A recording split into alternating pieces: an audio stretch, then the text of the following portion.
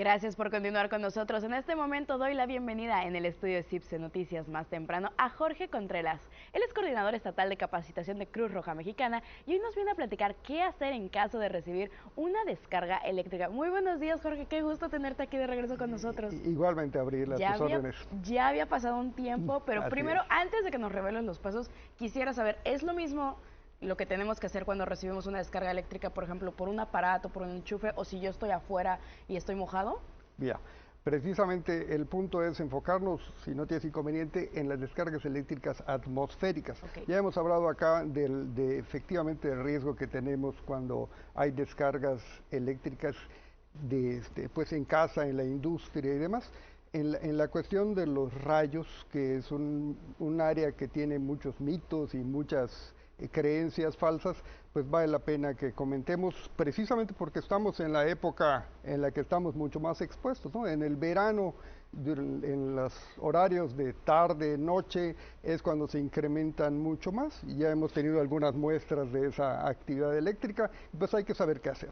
Precisamente, y como bien dices, estamos en época y es momento de saber qué hacer. Quisiera saber uno de los mitos de los que mencionas.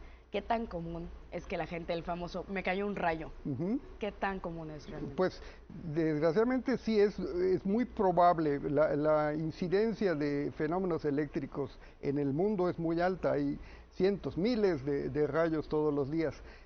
La probabilidad de que nos suceda a nosotros, pues a lo mejor es menor, pero los efectos sí son importantes, ¿no? Entonces por eso hay que analizar qué hacer en casita, qué hacer si nos agarra fuera en descampado, y en un dado cuáles son las medidas reactivas. O sea, sí hay cosas para hacer para unas lesiones de este tipo. Para que la gente dimensione lo que significaría pues este tipo de descargas atmosféricas, ¿cuáles son los efectos que podría tener uno al recibirlo? Pues pueden ser muy graves, Abril, y precisamente uno de los mitos principales es de que el rayo, los efectos de un rayo son necesariamente mortales, y no es así. Estamos hablando de una incidencia de 1 a 10 tal vez en las muertes o lesiones. Entonces, cuando hay situaciones de ese tipo, hay que tener en cuenta que lo más importante es la prevención. Lo más seguro es, por supuesto, estar a cubierto, ¿no? En casita, si nos agarra en actividades deportivas, en el campo, en el trabajo industrial, en descampado, pues hay que saber que hay que tratar de evitarlo. A veces no se puede. Cuando estamos en descubierto, podemos empezar con eso.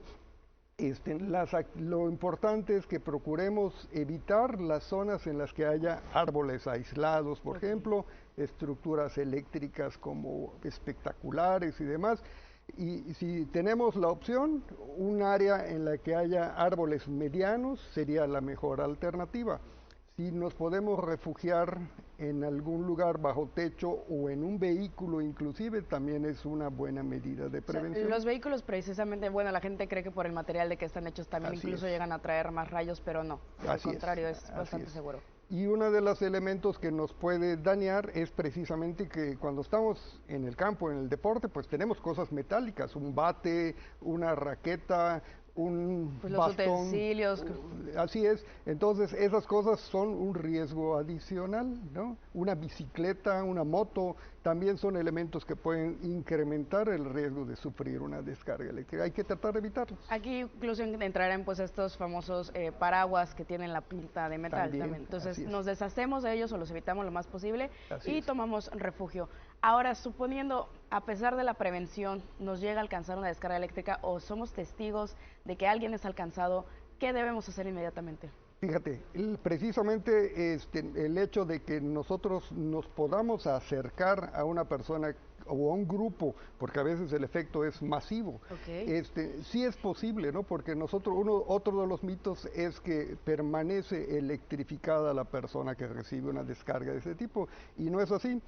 Es muy intensa, muy violenta, pero instantánea, y se descarga hacia el suelo. Entonces tú puedes tocar a una persona que sufrió una descarga de un rayo.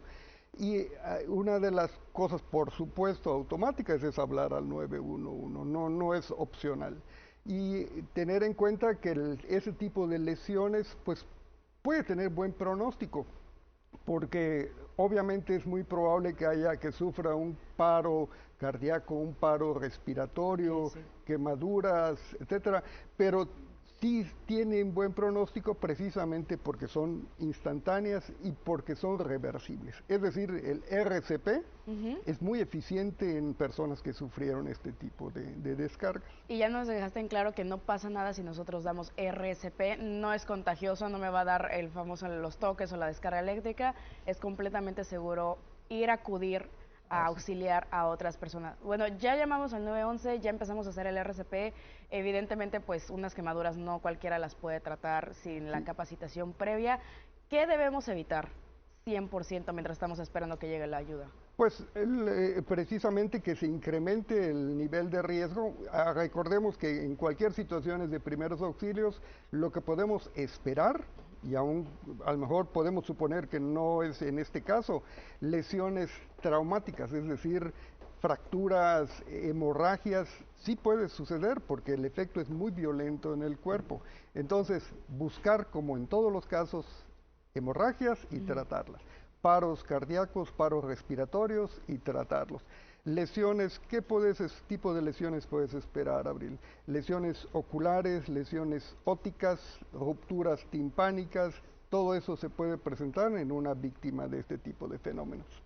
Ya casi se nos termina el tiempo, pero me gustaría aclarar, ¿hay algún paso adicional que deberíamos tener si la víctima es un grupo vulnerable, un adulto mayor, un niño, una mujer embarazada o una persona incluso que tenga, que creo que también es algo que se discute mucho, los que tienen marcapasos o que tienen los clavos por algún tema de una fractura, ¿hay algún paso adicional que debemos tener con ellos? Pues vas a esperar encontrar lesiones precisamente en las áreas donde haya metal de por medio. Ok. Entonces, si tú tienes sortijas, si tú tienes collares, si tú tienes implementos mecánicos en tu organismo, es muy probable que tengas quemaduras. La buena noticia es que el rayo ataca o se desencadena su actividad de manera superficial, o sea, no leve, sino externa. Es decir, los daños internos de quemaduras eléctricas no son tan frecuentes. No son tan frecuentes.